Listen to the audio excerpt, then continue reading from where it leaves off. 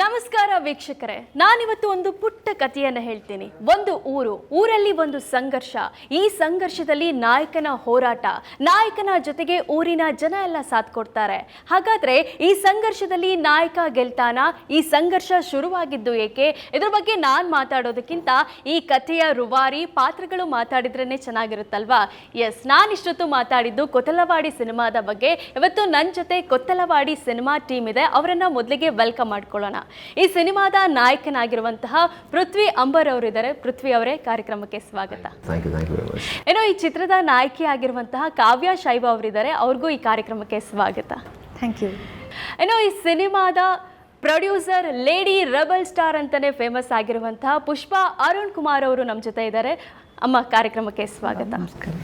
ಏನೋ ಯಾವುದೇ ಪಾತ್ರ ಕೊಟ್ಟರು ಅದಕ್ಕೆ ಜಸ್ಟಿಸ್ ಕೊಡುವಂತಹ ನಟ ಗೋಪಾಲ್ ದೇಶಪಾಂಡೆ ಅವರು ನಮ್ಮ ಜೊತೆ ಇದ್ದಾರೆ. ಸರ್, ಕಾರ್ಯಕ್ರಮಕ್ಕೆ ಸ್ವಾಗತ. ನಮಸ್ಕಾರ. ಅಮ್ಮ, ಮೊದಲಿಗೆ ಕೊತ್ತಲವಾಡಿ ಅಂದರೆ ಏನು? ಈ ಸಿನಿಮಾಗೆ ಕೊತ್ತಲವಾಡಿ ಅನ್ನೋ ಟೈಟಲನ್ನು ಯಾಕೆ ಕೊಟ್ರಿ?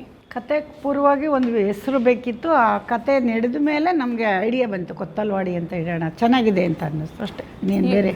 ಸೊ ಕೊತ್ತಲವಾಡಿ ಅಂದರೆ ಊರು ಅನ್ನೋದು ಈಗ ಗೊತ್ತಾಗ್ತಾ ಇದೆ. ಸೊ ಕತೆಗೆ ಪೂರಕವಾಗಿದೆ ಅಂತ ಈ ಟೈಟಲ್ ಇಟ್ರಾ ಅಥವಾ ಕೊತ್ತಲವಾಡಿಯಿಂದನೇ ಕತೆ ಇದೆಯಾ? ಇಲ್ಲ, ವಿಲೇಜ್ ಯಾವುದೋ ಒಂದು ಕತೆಗೆ ಹೆಸರು ಬೇಕಿತ್ತು. ನಾವು ಸುಮಾರು ಟೈಟ್ಲು ಹೋಗಿದ್ವಿ. ಅದಾದಮೇಲೆ ಇದನ್ನು ಫೈನಲ್ ಮಾಡಿದ್ವಿ. ನಮ್ಮ ಟೀಮೆಲ್ಲ ಕೂತು ಮಾತಾಡಿ ಮಾಡಿರೋದು, ಇದು ಒಬ್ಬರು ಡಿಸಿಷನ್ ಅಲ್ಲ. ಪೃಥ್ವಿ ಅವರೇ, ಈ ಸಿನಿಮಾಗೂ ಮುಂಚೆ ನಿಮ್ಮನ್ನು ಎಲ್ಲರೂ ಚಾಕ್ಲೇಟ್ ಬಾಯ್ ಆಗಿ, ಲವರ್ ಬಾಯ್ ಆಗಿ ನೋಡಿದ್ರು. ಸೊ ಈಗ ನೋಡಿದ್ರೆ ಕಂಪ್ಲೀಟ್ ಚೇಂಜ್ ಆಗಿದೆ, ರಗಡ್ ಲುಕ್ಕಲ್ಲಿ ಕಾಣಿಸ್ತಾ ಇದ್ದೀರಾ. ಸೊ ಈ ಟ್ರಾನ್ಸಾಕ್ಷನ್ ಹೆಂಗಿತ್ತು ಅಂತ? ಅಂದರೆ ಆಬ್ವಿಯಸ್ಲಿ ಲೈಕ್ ಒಂದೇ ಥರನಾದ ಕ್ಯಾರೆಕ್ಟರ್ಸ್ ಮಾಡ್ತಾ ಇದ್ರೆ ಮೊನೋಟನಸ್ ಅನಿಸುತ್ತೆ. ಬಿಕಾಸ್ ನಮ್ಮದೇ ಕ್ರಿಯೇಟಿವ್ ಫೀಲ್ಡ್ ಆಗಿರೋದು, ನಾವೇ ಕ್ರಿಯೇಟಿವ್ ಆಗಿಲ್ಲದ್ರೆ ಹೇಗೆ ಅಂತ. ಬಟ್ ಈ ಥರದ್ದು ನಾನು ಆ್ಯಕ್ಚುಲಿ ಆ್ಯಕ್ಟಿಂಗ್ ಅಥವಾ ಅಭಿನಯಕ್ಕೆ ಬರೋದಕ್ಕೆ ಮೇಯ್ನ್ ರೀಸನ್ನೇ ಆ್ಯಕ್ಷನ್. ಅಂದರೆ ನಾನು ಮಾರ್ಷಲ್ ಆರ್ಟ್ಸ್ ಮೊದಲಿಂದ ತುಂಬ ಕ್ರೇಜ್ ಇದ್ದವನು. ನಾನು ಆಲ್ಮೋಸ್ಟ್ ಬ್ರೂಸ್ಲಿ ಸರ್, ಜಾಕಿ ಚಾನ್ ಮೂವೀಸ್ ಎಲ್ಲ ನೋಡಿ ಮನೆಯಲ್ಲೇ ಈ ಇದು ಗೋಣಿ ಚೀಲ ಇರುತ್ತಲ್ಲ, ಅದಕ್ಕೆ ಮರಳೆಲ್ಲ ತುಂಬಿ ಏನೇನೋ ಸರ್ಕಸ್ ಮಾಡ್ತಾ ಇದ್ದೆ. ಫ್ರೆಂಡ್ಸ್ ಇದೆಲ್ಲ ಕೈಕಾಲೆಲ್ಲ ಮುರಿದಿದ್ದೆ ನಾನು. ಆದರೆ ಕೋಪದಲ್ಲೆಲ್ಲ ಏನೋ ಎಕ್ಸ್ಪೆರಿಮೆಂಟ್ ಮಾಡೋಕ್ಕೆ ಹೋಗಿ.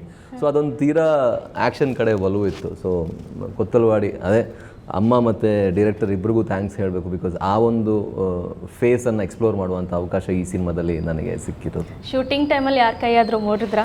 ಇಲ್ಲ ಇಲ್ಲ ಇಲ್ಲ. ಅಂದರೆ ಸಿನಿಮಾದಲ್ಲಿ ಅನಿಸುತ್ತೆ, ಬಟ್ ಯಾರು ಅಷ್ಟಲ್ಲ. ಇಲ್ಲ, ಪಾಪ ನಾನು ತುಂಬ.